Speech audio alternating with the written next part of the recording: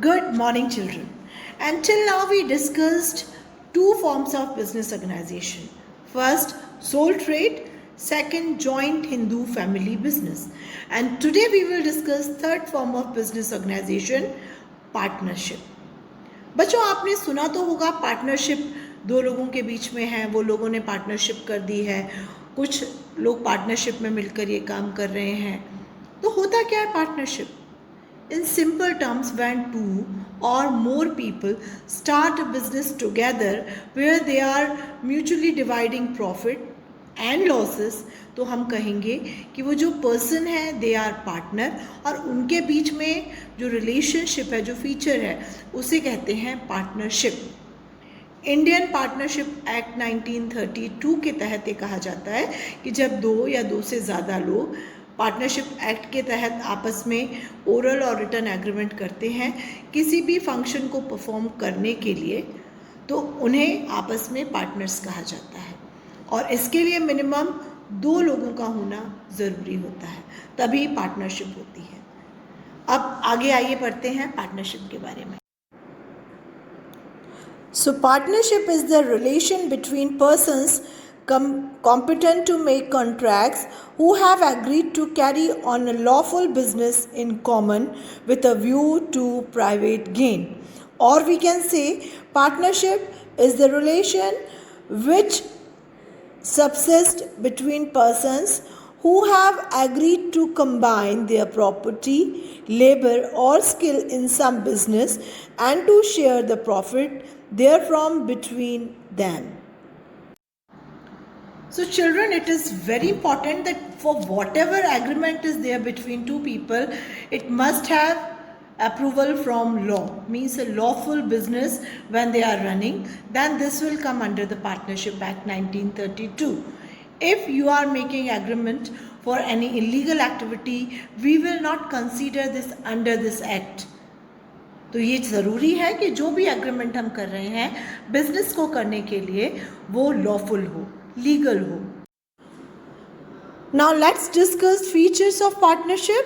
Formation, risk bearing, liability, decision making and control, continuity, number of partners, mutual agency. These are the features of partnership.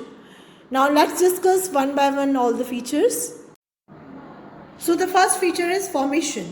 So as I told you previously, when two or more people come together and they start a business, a lawful business together, and they are sharing profit or losses mutually, और उसका ये जो भी rules regulation partnership के होंगे ये सब return agreement में पार्टनरशिप एक्ट 1932 के तहत दिए गए हों, उसे अगर ये फॉलो कर रहे हैं तो easily they can form a partnership firm. Next है लायबिलिटी. तो पार्टनरशिप में किस तरह से लायबिलिटी की जो डिस्ट्रीब्यूशन होता है, या तो उन्होंने पार्टनर से जिस रेशियो में कैपिटल इन्वेस्ट की है उस रेशियो में ही उनका प्रॉफिट और लॉस का डिवीजन होता है. और अगर कोई रिटर्न एग्रीमेंट उनके बीच नहीं है तो according to Indian partnership act profit और लॉसेस का जो डिस्ट्रीब्यूशन है वो इक्वल होगा सभी पार्टनर्स के लिए. तो जो पार्टनर्स की लायबिलिटी होगी वो भी या तो जो कैपिटल इंट्रोड्यूस कर रहे हैं उसके अकॉर्डिंग किसे कितने परसेंट के लिए लायबल माना गया है, और अगर ये रिटर्न फॉर्म में नहीं है तो फिर they are liable equally to pay their debts. जो भी लोन उन्होंने लिया है उसके पेमेंट के लिए इक्वली वो लोग लायबल हो जाएंगे. Third point is risk bearing. तो सिंपल सी चीज़ है, या तो वो जिस रेशियो में अपना कैपिटल लगा रहे हैं उसी रेशियो में वो प्रॉफिट ले रहे हैं, तो उसी रेशियो में वो अपने रिस्क को बेयर करेंगे और लॉस भी उठाएंगे. और अगर उनके बीच का कोई रिटर्न एग्रीमेंट मिसिंग है तो फिर पार्टनरशिप एक्ट 1932 के अकॉर्डिंगली उनका जो रिस्क है वो इक्वली हो जाएगा. अगर दो हैं तो 50-50% हो जाएगा, 4 है तो 25-25% हो जाएगा. Next point is decision making and control. Partnership में सभी पार्टनर्स हो सकता है एक्टिवली या तो वो सभी डिसीजन मेकिंग करें, सभी आपस में उसका ऑपरेशंस देख के उसमें काम करें, या सभी के म्यूचुअली कंसर्न से उनमें से एक कोई रिप्रेजेंटेटिव बनकर भी उनके बिहाफ में काम कर सकता है। तो इट डिपेंड्स अमंग देम कि वो म्यूचुअली काम किसी एक से करवा रहे हैं तो भी हो सकता है, वो खुद भी अपने अपने फॉर्म पे अपने अपने रोल पे काम करना चाह रहे हैं तो भी वो उसमें डिसीजन मेकिंग में काम कर सकते हैं। और रही बात डिसीजन मेकिंग की, तो पार्टनरशिप में किसी भी डिसीजन के लिए सभी को इक्वल वोटिंग राइट दिया जाता है।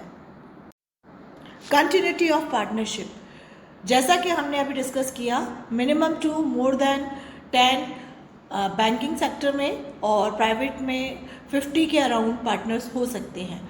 तो अगर कोई एक पार्टनर की डेथ भी हो जाती है या वो चला भी जाता है फर्म को छोड़ के, तो भी ये पार्टनरशिप कंटिन्यू रहेगी रेस्ट ऑफ द पार्टनर्स के साथ।